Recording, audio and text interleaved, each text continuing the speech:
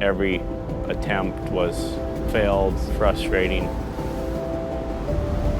Maya went down and Carlos couldn't find her. She was, practically dead, like on the beach.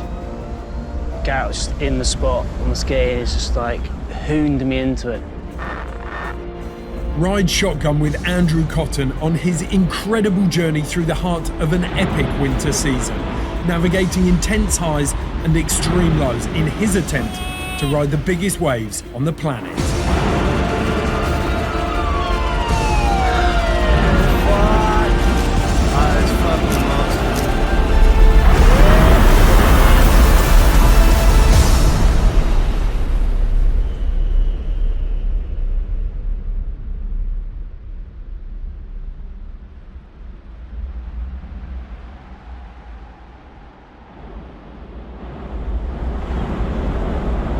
After successfully completing the ride that would later be officially recognised as one of the biggest waves ridden in 2013, earning him an XXL nomination, it was Andrew's third wave that was to present him with his greatest challenge of the day.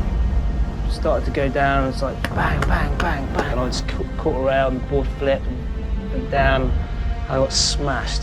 I'm in between the cliff, this massive wave, and then this jet ski just whips across and whips one of the Brazilians into this wave, Pedro Scooby, I think it was, and he's hurtling down this wave, and he's even further across, so it's like it's definitely going to break in my head, and I'm just like, oh my God. All the things that I've been taught to do is breathe properly, stay calm, don't move. I just started swimming as fast as I could. I was like, I thought I could outswim it for some ridiculous reason, and there's just no way. I got rattled. I had like a vest on, and it was like the vest was like almost like getting aerated and trying to pull up over my head, and I was like holding that down, and I was like, okay, well I'm gonna come up. I know I'm gonna come up, and then the next thing is like, where am I gonna be when I come up? How close to the cliff am I gonna be? Am I gonna be, am I gonna be swept to the beach? Am I gonna go right into the cliff? Like, as I came up, Hugo was just like right there. So you've always got to know when to call it quits, and I was like, right, that's my time to call it quits, like, don't be too greedy, don't be stupid.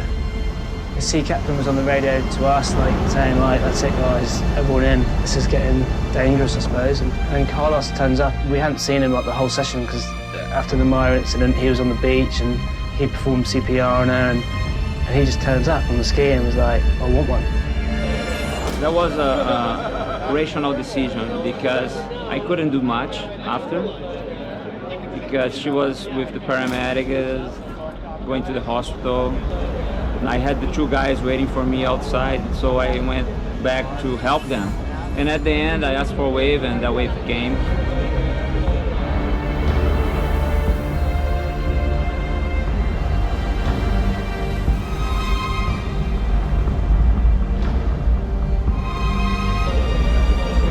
At the end of the day was one of the best days of my life, because we were able to walk out of the situation alive and experience the highest feelings ever, going to almost losing a friend to surfing the biggest waves of my life. And I know that it wasn't easy. It was a team effort, so I'm very proud that they also supported each other and we all walked it out healthy. That's the main thing, I didn't get out of the water and go, yeah, like best session ever, like everyone was shaken up and everyone was just really thankful that Maya survived and she's straight back out surfing big waves, and that just sort of shows the sort of commitment and determination she's got, like hat goes off to her. We all watch over each other. We all are there for each other. We're also out there just having the most amazing time and looking to get the best ride we can get. You want the next wave to be bigger because you want to keep the momentum going. Take everything you've learned and just move it on.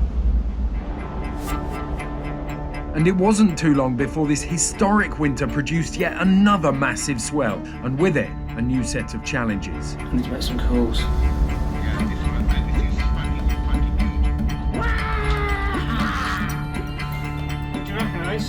Although Mullaghmore in Ireland will also be huge, Andrew wants to head back to Nazaré in Portugal. But first, he needs to lock down some critical last-minute logistics. He makes contact with fellow UK charger Tom Butler, who is already in Nazaré preparing for the swell. So I'm waiting for a call from Tom now to see whether he can get us a ski. For me, this is the most stressful bit. Like, I'm stressing out. I want to be at the right place. After much last-minute hunting, Tom manages to secure skis for the duration of the swell, and Andrew begins the journey to Portugal. Chest or something like that before he's doing it. Unfortunately, a logistical issue arises at the last minute. Butler's just called. There's a problem with the skis. It is going to be pumping. It's going to be definitely going to be like huge, without doubt. And it's offshore and it's sunny, but without a ski, even if you're paddling, you need a ski.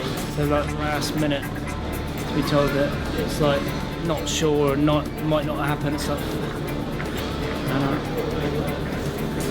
it's frustrating. It's just one of those situations. My bag's in. I'm gonna get my bag. 7, 9,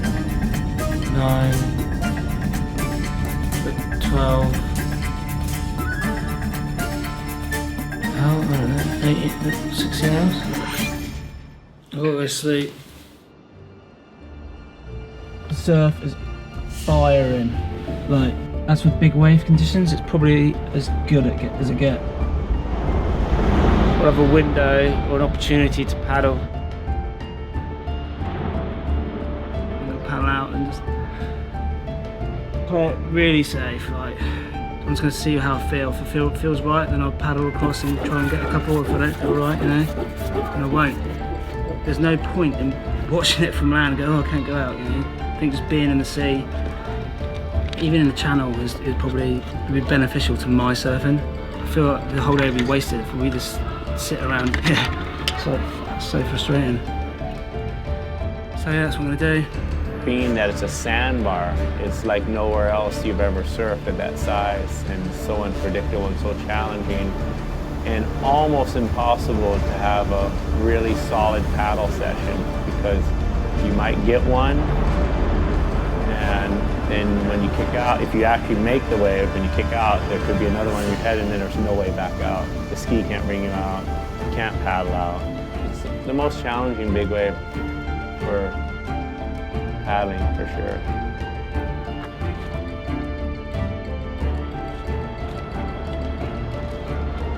Fuck, that's like bringing it. Fuck!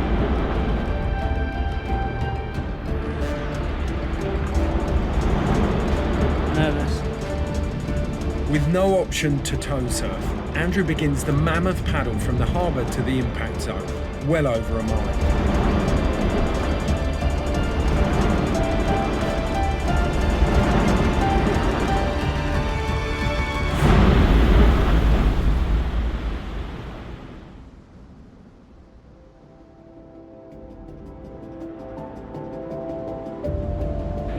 Fucking mission paddle right there.